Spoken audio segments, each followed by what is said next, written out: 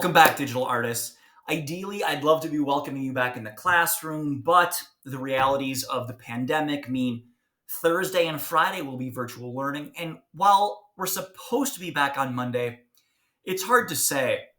There's a lot up in the air, and with public safety as a concern, this virtual learning may extend into next week. Hopefully, not till the end of semester. But if we do have to try to re strategize and change the way we do things, let's try to minimize stress as much as possible and make certain that any questions you got, you can get answered. I think I can take care of the bulk of them right here. So, first off, let me start by saying I hope you're all safe and your families are healthy. I hope winter break was refreshing. As we ease back into the semester now, know that to remove a little bit of this burden for you, I'm going to extend the due date for resubmitting old work, maybe missing assignments or things you haven't quite finished, as well as the deadline for the current final project. Like many of your teachers, I'm going to push it to the 20th of January at 4 p.m. So like at the end of a normal school day.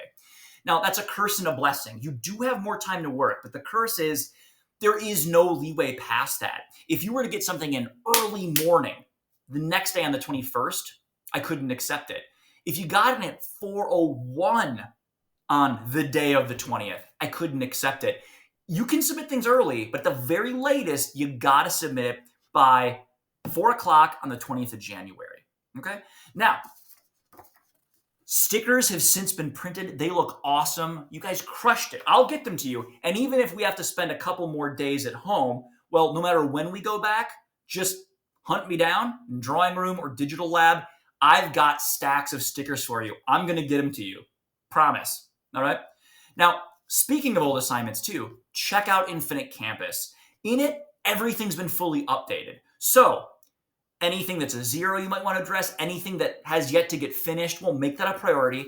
And if it's just a blank space, if it's an M, well, it's missing. And while you might feel like you're in safe territory, maybe you have a D right now, but you got a couple missing assignments, don't forget Infinite Campus autofills missing assignments as 0 credit, which means your grade could take a drastic shift in 2 weeks' time, right up till the end of semester.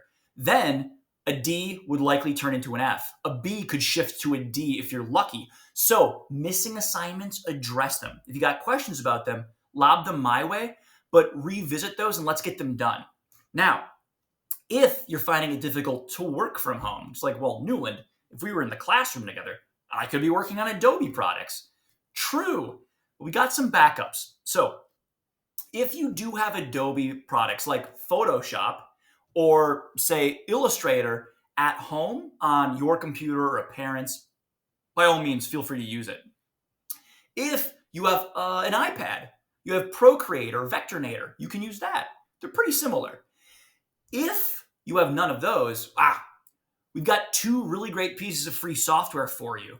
So I provided links, and you can check out the newly posted Vector project, the caricature assignment, and our final assignment.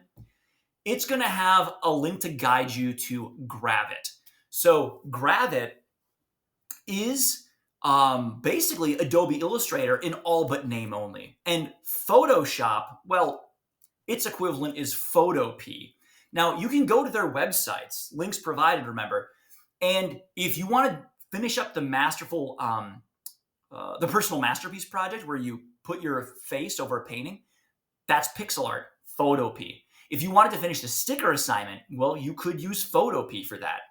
But if you want to finish up this current project, which still will be due by the 20th, to create the likeness of the person that you admire, okay, you can use Gravit.